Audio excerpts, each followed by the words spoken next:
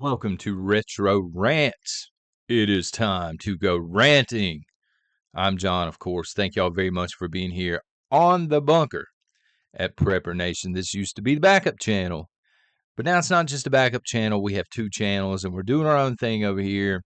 And I love to rant about stuff that makes me angry, right? So today, look, let's go ahead and jump right into it.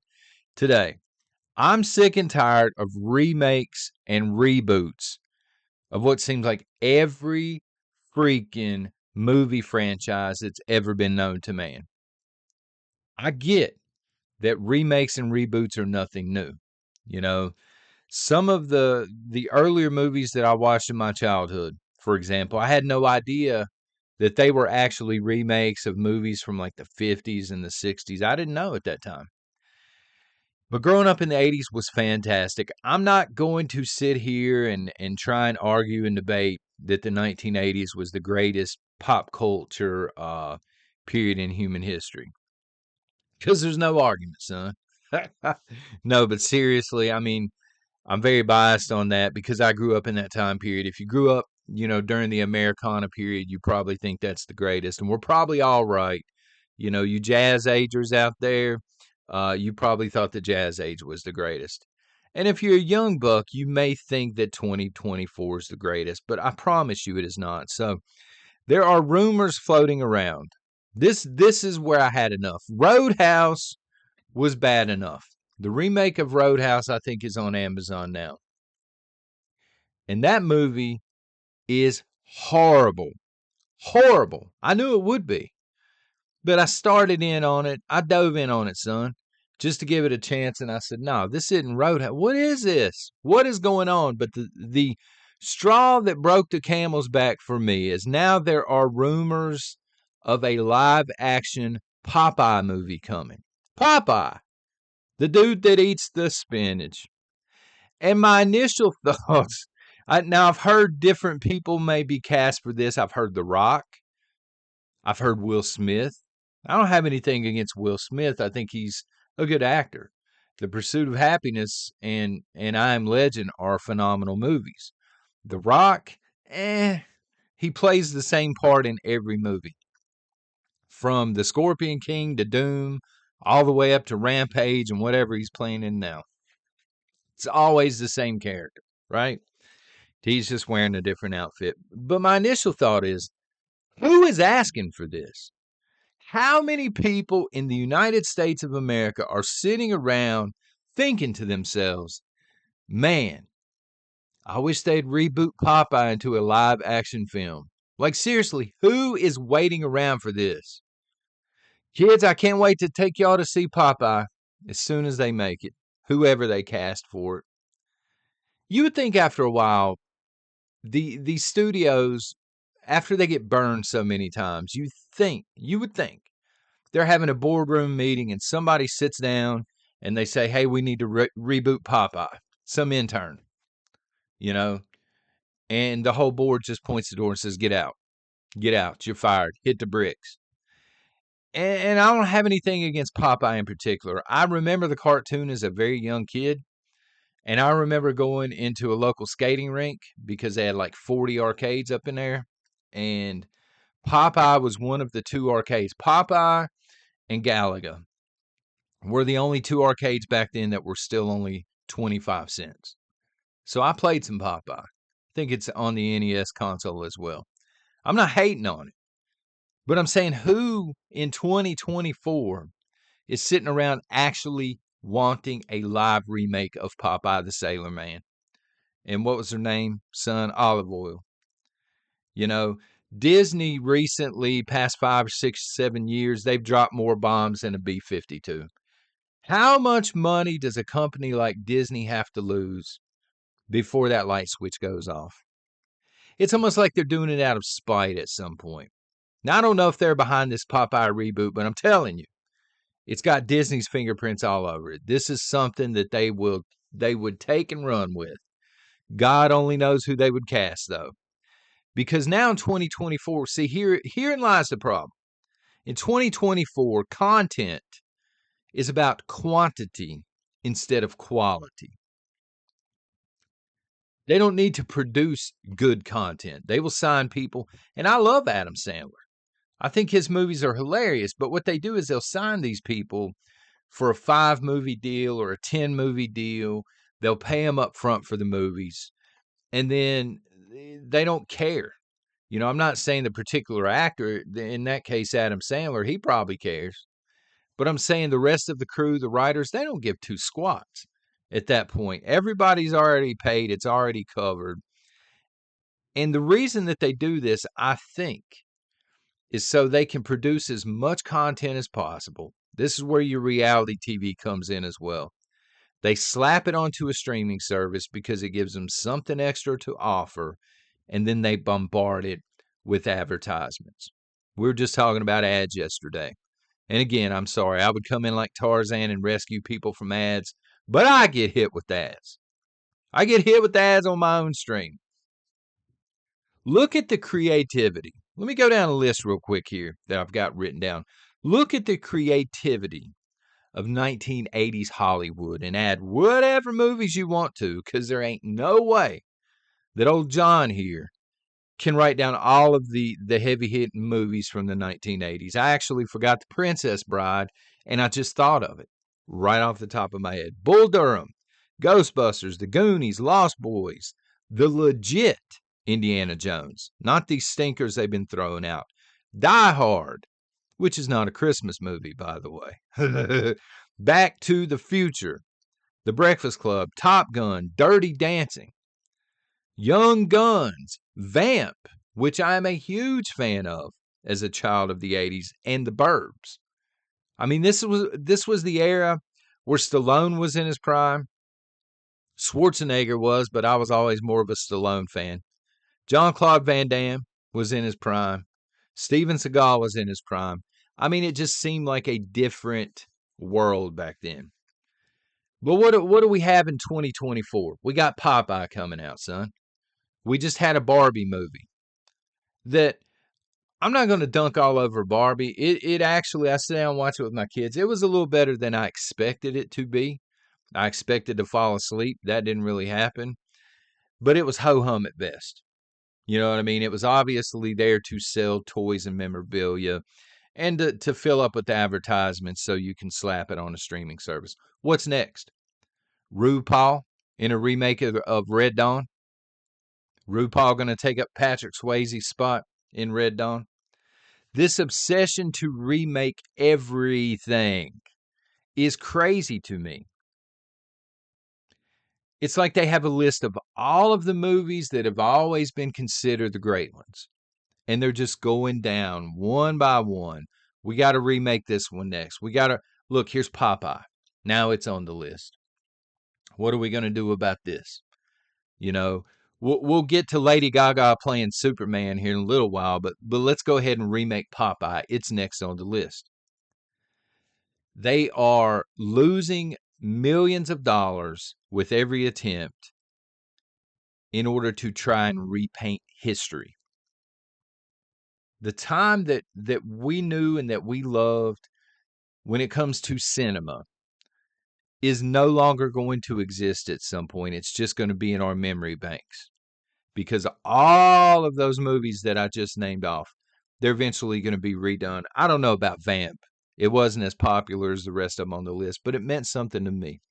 They're eventually going to remake, Back to the Future, and they'll woke it. Let me see. Lost Boys, yeah, that one's coming. The Goonies is coming.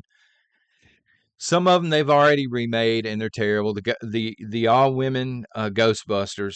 Nothing against women out there, but that particular movie sucked as a Ghostbusters movie. The Indiana Jones that they've come out with, Crystal Skull and Ford, they've bombed. They've totally sucked. They did remake Top Gun. It was excellent. The sequel, but Tom Cruise was heavily involved. That was part of the reason he signed that deal. He didn't want it to suck. Dirty Dancing, they did Havana Nights already. I mean, they're going to eventually redo Die Hard, you Bruce Willis fans. You know what I'm saying? Who's going to play? Is it going to be Chris Rock? I mean, seriously, who is going to play that part? Napoleon Dynamite? Streaming services are also now coming with trigger warnings. I knew a little bit about this, but again, I don't have a lot of the subscription-based streaming services. We use a lot of the free stuff because I figure, there was a point in time when, to be honest with y'all, there was a point in time Netflix was like $7 a month. It was ad-free. It made sense. The content was original. I'm not saying it was all good, but it was original. But now it's like 3 times that cost. It's filled with ads. And if I'm going to watch ads, I'm going to do it on a free service like Tubi, for example, or Crackle. What's the point in paying a lot of money every month just to see ads anyway? I could sign up for satellite or cable if I was going to do that. But streaming services, The Goodfellas is the latest one, but there are plenty of others. They have trigger warnings at the beginning. There might be some insensitive content. Viewer discretion is advised, kind of like Cops is coming on or something. Where were the trigger warnings when little John sat down as a child to watch Poltergeist? This is what I want to know. Where are the trigger warnings when me and my boy Hayes snuck into the movies through a side door? Yeah, that actually used to happen, folks. And watch The Evil Dead. I couldn't sleep for 3 days. There was no trigger warnings. But now we have to pander and cater to people that may be upset. Here's a trigger warning. The following movie includes a woman that's not 400 pounds with, sherbet colored hair. She's actually attractive and she's a strong woman and she's smart. Please don't be triggered as you watch this, right? Be yourself, right? My problem with remakes, other than the fact that they don't need to happen in the first place, but I mean, let's be honest, if they're going to happen, this is my problem with remakes. They focus on the cast, not the story itself. They go down a checklist and they're like, okay, we need somebody from this race, somebody from this race, somebody with this sexual identity. We going down a checklist to make sure we got everybody in here for the reboot of Young Guns. We got to have some butch chick that's on a horse. You know what I'm saying? Killing the horse's back. We got to have somebody from all 7 continents in the group of Young Guns here. I mean, it's ridiculous. They go so far out of their way. It's like watching the grown-up version of Barney. Remember the Barney cartoon? Every single remake is like watching a live-action Barney. The people cannot usually act. Again, you have rare instances like Top Gun 2 was incredible. I can't deny it. It may actually even be better than the first Top Gun. You're going to have exceptions to the rule. But 99 times out of 100, the remakes suck. I mean, let's just be what it is here. Let me give you the perfect example of a perfect movie. Okay, a lot of people point to Back to the Future. Ratings-wise, they say Back to the Future is the most perfect movie that's ever been created. I can't really disagree with that. However, I'm not knocking Back to the Future. But I'm going to take it back to 1968, to the black and white era. Night of the Living Dead. And here's why I'm going to do that. When you look at the cast of Night of the Living Dead, it was diverse. Romero did not go out of his way to go up and down a checklist. He was just telling a story. This seemed to make sense to him. It's not a woke movie. He's not beating you across the face with, I got this gender and I've got this and I've got this. He's not doing that. He's just telling a story, and it's a really good story. And he's doing it on a shoestring budget. And this thing took off like a rocket ship. Why? Because he was telling a good story. It's an absolute classic, and it's a diverse movie. This, in my opinion, is what is wrong with Hollywood, especially with the remakes. I'm so close, as I mentioned yesterday, So close to buying a VCR and stacking VCR tapes. One, to get around the ads, okay, that we were talking about yesterday with the Roku and the new technology. I read through the comments from yesterday. The technology they have, some people said, well, I'm just watching DVDs. I'm not fooling with that. If you have a smart TV or a Roku TV, they're going to show you ads. And it's extremely hard to go in and buy a brand new TV now and it either not be a smart TV or not be a Roku TV. Like, you almost have to go to a pawn shop at this point to find a really old one uh, to skirt around that. So you're going to be seeing ads soon enough, unless you go further back than DVD, which is why I'm considering a VCR. I hate the cost up front because the VCR, again, is $100, and some of the tapes aren't cheap. My problem is, and the reason I haven't started this yet, is anytime I get an idea like this, I get hell bent on it and I go in 110%.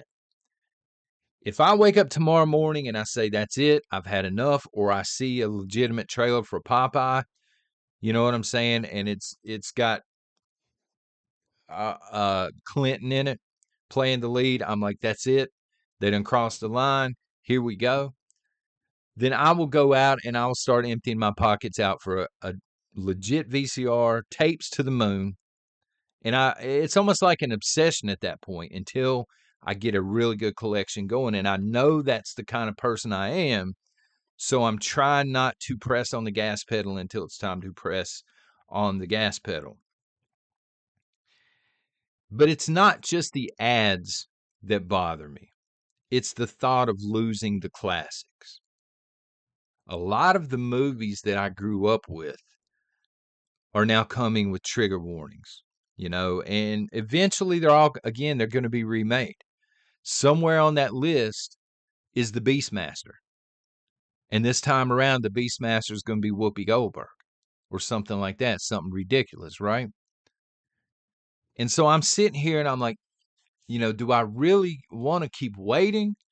Or do I want to go ahead and get a VCR and get the Beastmaster on VHS? I understand the degradation of quality over time. I get it.